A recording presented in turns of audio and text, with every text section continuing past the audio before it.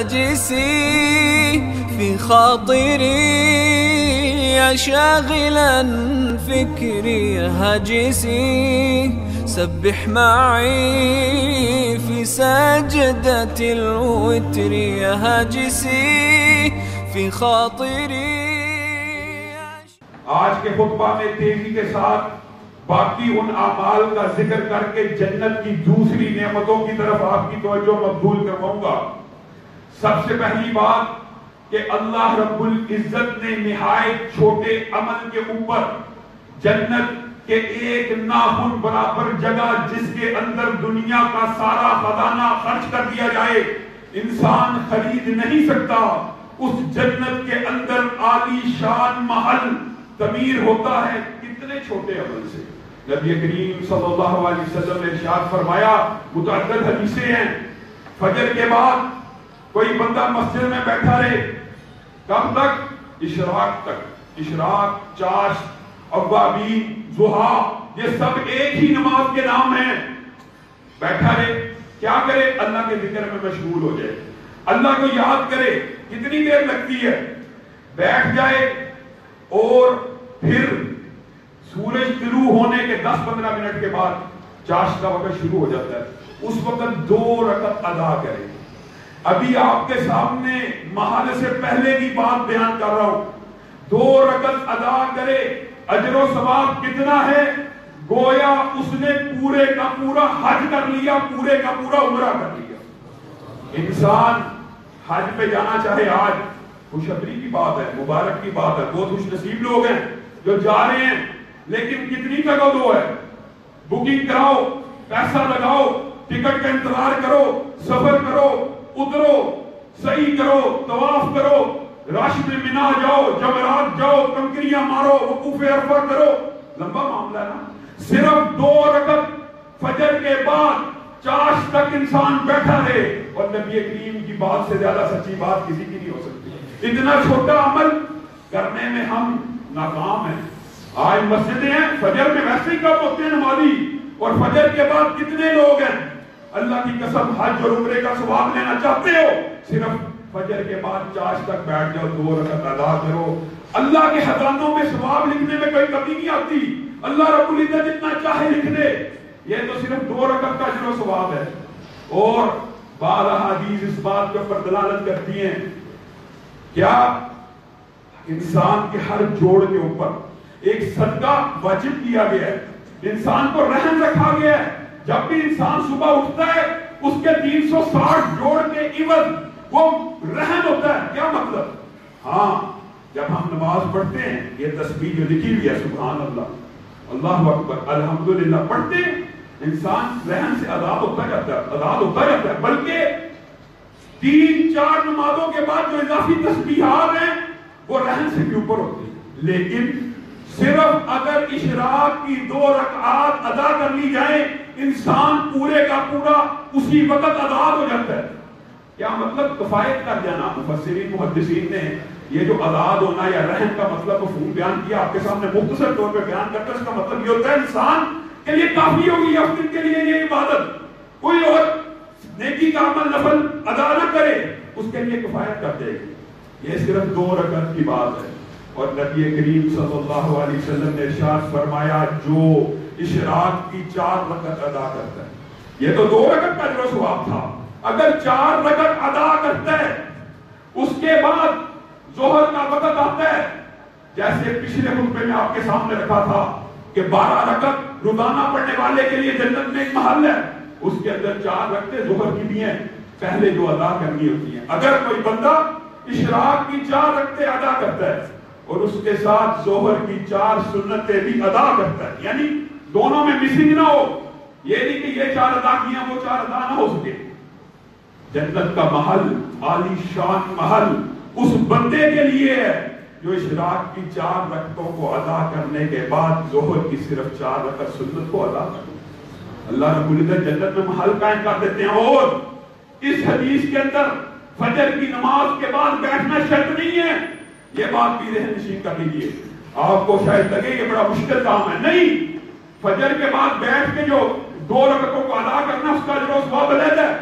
یہ آپ فجر پڑھ کے گھر چلے جائیں جس وقت اٹھے 4 رکعت اشراق کو ادا کرے، ظہر سے 15-20 منٹ قبل تک اشراق کا ٹائم رہتا ہے، اس وقت تک ادا کرے، ظہر کی 4 رکعتوں کے ساتھ ملا لے، اللہ رب العزت اپنے ہاتھوں سے تیار کردہ جنت میں اپنے ہاتھوں سے بندہ مومن کو ایک محل عنایت کریں گے۔ مشکل بات ہے، آسان فعل ہے۔ آگے آئیے، نیکی کے کچھ کام بہت چھوٹے ہوتے ہیں، بہت چھوٹے، لیکن ان کا اجر و ثواب بہت زیادہ ہوتا ہے۔ ایک نیکی کا کام ہے جو انسان کے نفس کے اوپر بڑا بھاری ہے، نفس کے اوپر بھاری ہے۔ انسان حق پہ ہو نا، معاملے میں، کاروباری لین دین میں، پیسے کے معاملے میں، اور زمین کے تنازع میں، خاندانی لڑائی جھگڑے میں، کاروباری میں، معاشرت کی معاملے میں، پتہ کیا ہوگا؟ میں حق پہ ہوں، میں حق پہ ہوں، میں اپنا حق کیوں چھوڑوں؟ میں جھگڑا کروں گا۔ نبی کریم نے اجازت دی ہے جس سے پیسے لینے اس کا گریبان پکڑو، جوب چرانے کی اجازت ہے، ٹھیک ہے، یہ بات سچ ہے، لیکن نبی کریم صلی اللہ علیہ وسلم کی ایک بشارت یہ بھی ہے کہ وہ بندہ اس بندے کو، اس مسلم بندے کو جنت میں محل کی بشارت دے دو جو حق پہ ہوتے ہوئے بھی اپنا حق چھوڑ دے۔ اس سے بڑی کوئی بات ہو سکتی ہے؟ آج سب سے مشکل، میں یہ سمجھتا ہوں، سب سے مشکل بات یہ لگتی ہے، کیوں؟ انسان کی فطرت ہے، نفسیات ہے، میں حق پہ ہوں، میں کیوں چھوڑوں؟ نبی کریم اس چھوڑنے کے بدلے میں کیا کہہ رہے ہیں؟ جو بندہ جھگڑا چھوڑے، جھگڑا چھوڑے، جھگڑا چھوڑے۔ اصل مقصد یہ ہے، حق ویسے نہیں چھوڑنا، حق اس لیے چھوڑے اگر میں حق مانگوں گا لڑائی ہو جائے گی، فتنے کا اندیشہ ہے، قتل قتال کا خطرہ ہے، مار کٹائی کا خطرہ ہے، معاشرے میں انتشار پھیلنے کا خطرہ ہے۔ اس جھگڑے کو چھوڑ کر، اس جھگڑے کو معاشرے سے ختم کر کے، معاشرے کو اس جھگڑے کی تکلیف صعوبت سے پاک کرنے کے لیے جو بندہ، صحیح حدیث ہے، نبی کریم صلی اللہ علیہ وسلم نے فرمایا، سنن نبی داؤد، امام البانی نے اس حدیث کے تینوں ٹکڑوں کو صحیح کہا۔ کتنی عظیم حدیث ہے، حق پہ ہوتے ہوئے صرف مسلمان کے ساتھ جھگڑا نہ کرنے کی وجہ سے اپنے حق کو بھی اگر چھوڑ دے تو بدلے میں اللہ رب العزت جنت الفردوس میں ایک محل قائم کرتے ہیں۔ آگے آئیے حدیث کا اگلا ٹکڑا کیا؟ ہاں، اس کو جنت میں ایک محل کی بشارت ہو جو بندہ جھوٹ بولنا ترک کرے۔ کیسے جھوٹ بولنا ترک کرنا بھی آج معاشرے میں ایک مشکل بات سمجھی جاتی ہے۔ جھوٹ بولنا ترک کرے، نبی کریم نے جو لفظ آگے دیے ہیں وہ سمجھنے کی ضرورت ہے۔ انسان سب سے سہل، سب سے چھوٹا جھوٹ کس بات کو سمجھتا ہے؟ لطیفے کو، ہنسی مذاق کرنے کو، دل لگی کو۔